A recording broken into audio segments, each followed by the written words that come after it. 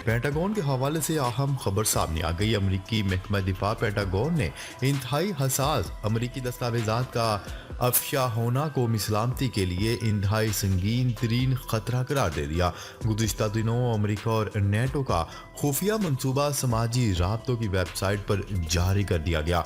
अमरीकी मंसूबे में रूस पर हमले के लिए यूक्रेन को मुसल्लह करने से मुतल्लिक तमाम मालूमात शेयर कर दी गई।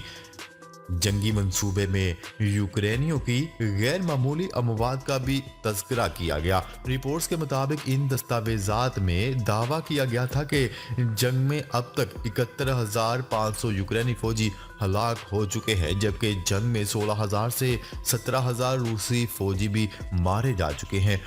इन खुफिया दस्तावेजात में दावा किया गया कि यूक्रेन की 12 में से 9 ब्रिगेड अमेरिका ने मुसल्लह की। इंतहाई हसास अमेरिकी दस्तावेजात सामने आने पर तर्जमान पेंटागन का कहना था कि दस्तावेजात में मौजूद मालूमात से लोगों की जानें जा सकती हैं। डिफेंस सेक्रेटरी लॉयड ऑस्टिन को इन दस्तावेजात से मुतल्लिक 6 अप्रैल को ब्रीफ किया गया। तर्जुमान पेंटागन का कहना था कि पेंटागन की टीम परख रही है कि दस्तावेजात असल हैं या नहीं, जबकि महकमा इंसाफ देख रहा है कि दस्तावेजात लीक कैसे हो गई।